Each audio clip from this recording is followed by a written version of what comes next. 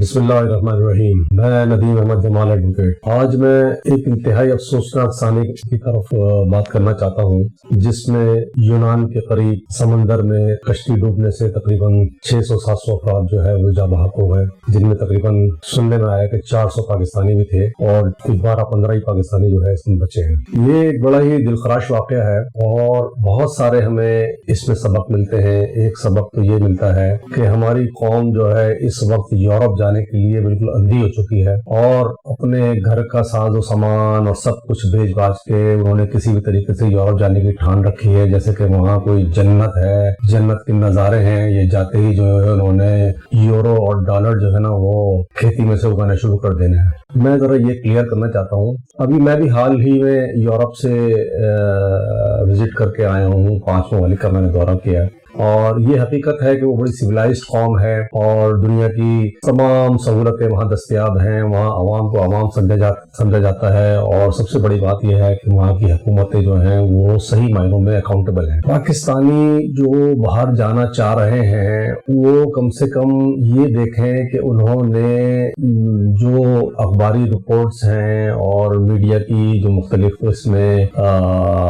گھر والوں سے بیانات لیے گئے ہیں، اس میں بتایا گیا ہے کہ 23 لاکھ روپے سے لے کر 35 لاکھ روپے تک ہی پاکستانی غیر قانونی طریقے سے باہر جانے کے لیے جو ہے انہوں نے پیسے دیے ہیں۔ اب یہ کس طریقے سے انہوں نے کیا ہے یہ وہ خود اچھی طرح جانتے ہیں، لیکن میں اس میں اپنے اس پروگرام میں 2-3 چیزوں کی وضاحت کرنا چاہوں گا جو یقیناً لوگوں کے لیے بہت زیادہ اویئرنیس کا باعث بنیں گی۔ اس میں سب سے بڑی بات تو ایک یہ ہے کہ آپ اگر باہر جانا چاہتے ہیں تو سب سے پہلے تو اپنے ذہن سے یہ نکال دیں کہ آپ کو صرف باہر ایجنٹ ہی لے جا سکتا ہے۔ ایجنٹ آپ کو موت کے منہ میں تو لے جا سکتا ہے، جیسا کہ آپ نے 23 لاکھ روپے سے لے کے 35 لاکھ روپے خرچ کر کے اپنی موت خریدی ہے، لیکن آپ کو اگر وہ اس نے اتفاق سے لے بھی کے چلا گیا تو وہ وہاں پر کس طرح لوگ براندہ درگاہ ہوتے ہیں اس کا آپ لوگوں کو اندازہ نہیں ہے۔ میں اس حوالے سے لوگوں کو یہ بتانا چاہتا ہوں کہ وہ باہر جائیں، ضرور جائیں، لیکن قانونی طریقہ اختیار کریں۔ جب قانونی طریقے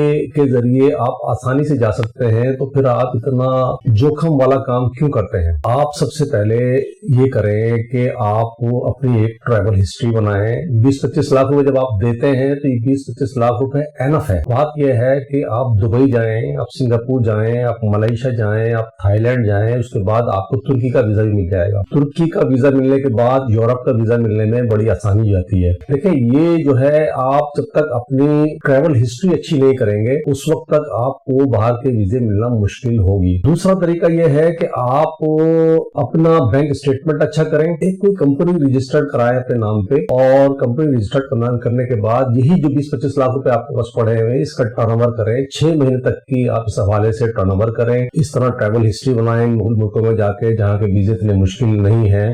جب آپ کا پاسپورٹ پہ اتنے ویزے ہوں گے اور آپ کی جو ہے بینک اسٹیٹمنٹ بھی اچھا ہوگا اور آپ پھر کوئی کمپنی FBR میں رجسٹرڈ کرا کے اس میں ٹیکس جمع کرا دیں تو میں سمجھتا ہوں کہ یورپ کا ویزا حاصل کرنا اب اتنا مشکل نہیں ہے۔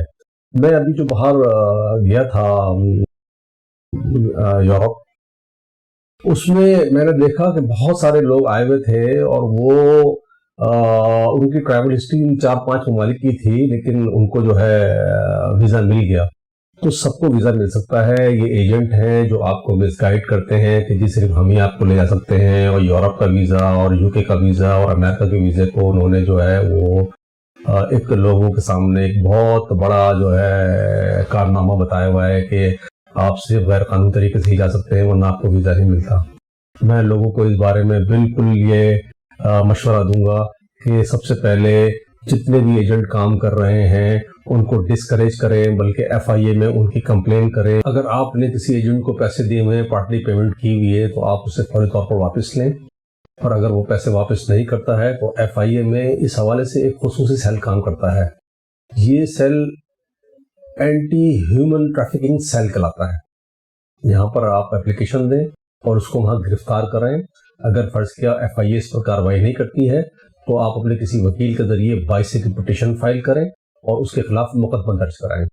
یہ جب تک ہماری عوام خود سے ان ایجنٹوں کے خلاف کام نہیں کرے گی اس وقت تک جو ہے یہ ایجنٹ وغیرہ ان کا کام پھلتا پھولتا رہے گا اور یہ یوں ہی لوگوں کو لوٹتے رہیں گے اور آپ یورپ جانے کی جگہ قبر میں جاتے رہیں گے۔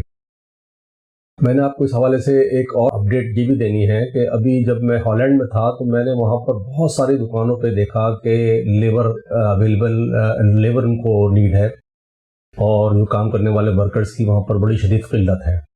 تو یورپ نے بہت سارے یورپین کنٹریز نے، جس میں اٹلی بھی ہو گیا ہے، ہالینڈ بھی ہو گیا ہے اور جرمنی بھی ہو گیا ہے، پرتگال بھی ہو گیا ہے، بہت سارے ایسے ممالک ہیں جہاں پر ٹیکنیکل قسم کے لوگ جیسے پلمبر ہو گیا ہے، آپ کا الیکٹریشین ہو گیا ہے، کارپینٹر ہو گئے ہیں اور نان بائی ہو گئے ہیں، کوک ہو گئے ہیں، شیف ہو گئے ہیں، ان کی وہاں پر بہت زیادہ ضرورت ہے۔ آپ جو ہے وہ اس قسم کے کوئی کورسز کریں اور اس کے باقاعدہ سرٹیفکیٹ لیں، اور جو منسٹریز ہیں، یورپین منسٹریز ہیں، یورپین ممالک کی منسٹریز ہیں، وہاں پر مختلف اس قسم کی اسامیاں آتی رہتی ہیں۔ آپ جو ہے ان وہاں پر اپلائی کریں اور اپلائی کرنے کے بعد آپ کی قسمت ہے کہ آپ اس میں لگ جاتا ہے یا نہیں لگتا۔ دوسرا طریقہ کار یہ ہے جو میں نے آپ سے یہ کہا ہے کہ آپ اپنی ٹریول ہسٹری بنائیں۔ دیکھیں 5-7 ممالک کی جب ٹریول ہسٹری بن جاتی ہے تو یہ بڑا انف ہوتا ہے۔ آذربائیجان کا ویزا آن لائن ہے، فلپائن بھی آپ جا سکتے ہیں، جیسے میں نے کہا سنگاپور ہو گیا، ملائیشیا ہو گیا، تھائی لینڈ ہو گیا، سری لنکا ہو گیا۔ ان ممالک میں جائیں گے تو ان کی واقعی ایک ٹریول ہسٹری جو ہے وہ کاؤنٹ ہوتی ہے۔